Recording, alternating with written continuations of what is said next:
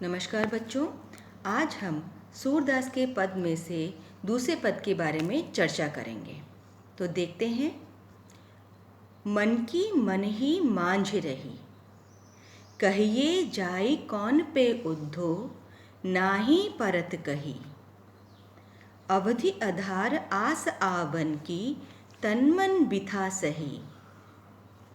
अब इन जोग संदेशनि सुनी सुनी, बिरहिनी बिरह दही। चाहती हुती गुहार जितहीते, उतते धार बही। सूरदास अब धीर धरहि क्यों, मर्यादा न लही। पहले हम शब्दों का अर्थ देखते हैं। मांझ अर्थात में या अंदर, अवधि अर्थात समय, आधार अर्थात आधार, आस अर्थात आशा, आवन की अर्थात आने की, बिथा अर्थात व्यथा या दुख, जोग अर्थात योग, बिरह अर्थात वियोग, दही अर्थात जली, हुती अर्थात थी, गुहारी अर्थात रक्षा के लिए पुकारना, जितहीते अर्थात जहाँ से, उतते अर्थात वहाँ से, धार अर्थात योग की धारा, धीर अर्थात धीरज या धैर्य, धरही अर्थात धरे या धारण करे, क्यों अर्थात कैसे, मर्यादा अर्थात मर्यादा, लही अर्थात नहीं रही। तो देखते हैं इसका अर्थ। पहली पंक्ति, मन की मन ही मांझ रही।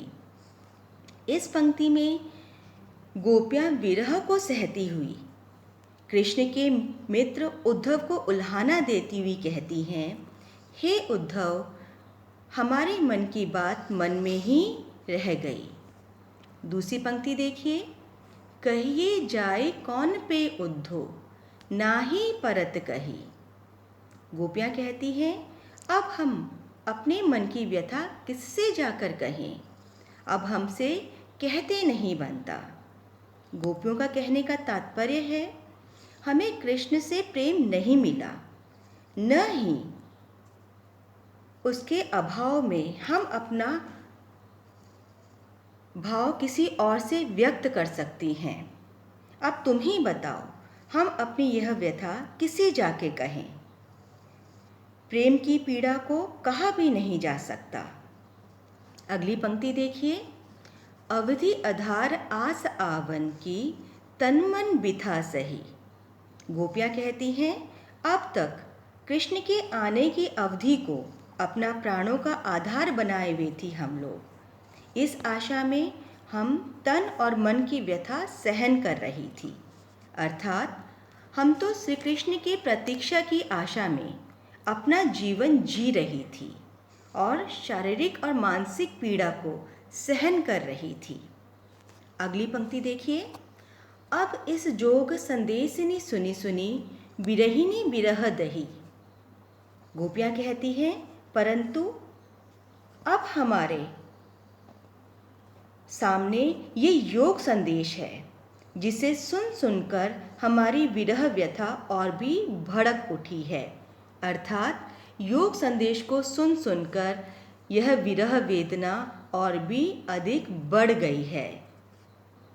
अगली पंक्ति देखिए, चाहती हुती गुहार जितहीते, उतते धार बही। गोपियाँ कहती हैं, उद्धव, हमारा दुर्भाग्य तो देखो, हम जिधर से अपनी रक्षा के लिए सहारा चाह रही थी, उधर से ही योग साधना की धारा बही चली आ रही है।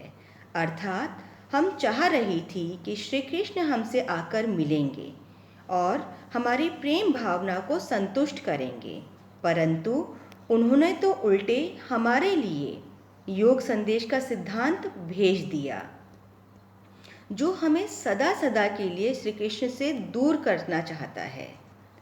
अंतिम पंक्ति देखिए, सूरदास अब धीर धरहि क्यों, मर्यादा न लही।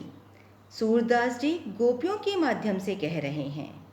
अब तो श्री कृष्ण ने सारी लोक मर्यादाएं तज दी हैं, अर्थात सभी लोक मर्यादाओं का त्याग कर दिया है। उन्होंने हमारे प्रेम निभाने की बजाय हमें धोखा दिया है। भला अब हम धैर्य धारण कैसे धरें? प्रस्तुत पद में गोपियों की यह स्वीकारोक्ति कि उनके मन की अभिलाषाएं मन में ही रह गई, श्री कृष्ण के प्रति उनके प्रेम की गहराई को अभिव्यक्त करती है। तो बच्चों, आज इस वीडियो में हमने दूसरे पद का अर्थ समझा। अगले वीडियो के अंदर तीसरे पद का अर्थ हम जानेंगे।